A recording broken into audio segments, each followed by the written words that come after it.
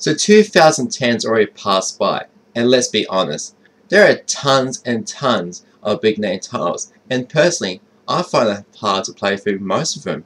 You would think in this slow moving month that I will find a big name title that I will do a review on. However, in the midst of this oversaturating amount of games, there is one particular title that I had to do a review on.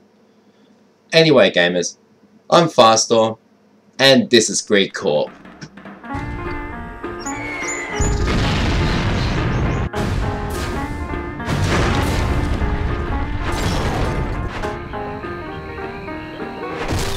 Greed Corp is an interesting indie title from a fairly new developer called Games. This game is a turn-based strategy with some very clever concept. It is set on a world where 4 greedy corporations fight over the last remains of land. Greed Corp is easy to learn to play. You build troops, capture land, turn land into resources, and trying to use the scarce of land as an advantage. There are only 5 objects to build in the game, but all of them are very useful. Harvesters give you more credits, but they destroy the nearby land over each turn. They can be up to 6 layers per tile, and they disappear after when all the layers are removed. The harvesters also can be used as a weapon.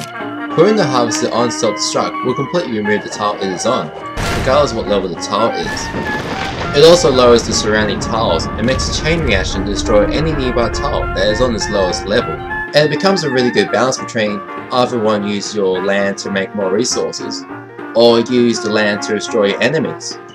Armies allows you to build troopers, and use troopers to capture land and destroy enemy troops. Up to 8 troopers can be built per army, and you can only have up to 16 troopers per tile. To capture land, you only need an equal amount of troops as the defender.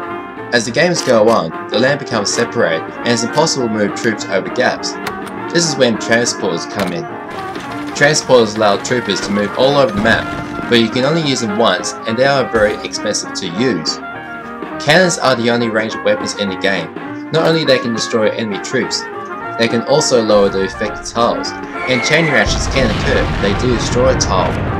Cannons require ammo, and they do cost a fair amount of credits.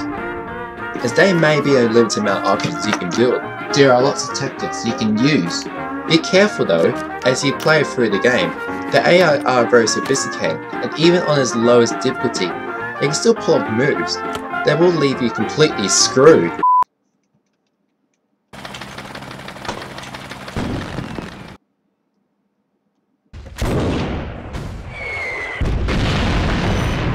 No!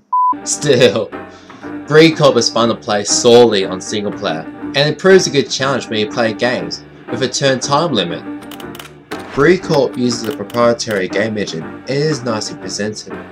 Despite with the stylish comical graphics, the details are very nice and clear. Each faction has its own distinct theme and it is very easy to know what is yours. There is a minimum amount of sound effects in the game, but it's a good thing. When there's no live action happening, you end up being more focused towards your actions. The music of Greed Corp is not what I expected, as it has a little bit of jazz and a bit of blues. The sound quality feels like it came from a vinyl disc, so it does sound a bit Surprisingly, the music developers chose fits in this game very well and gives it an uptight tone. But anyway, now for the conclusion. Greed Corp was actually a really good game with some clever mechanics and some surprising good AI, but was overlooked by the mainstream community that would prefer to play Halo Reach. Although, I would like to see some added features, bigger maps, more unit types, and some very good game modes, and it should make Greed Corp last longer.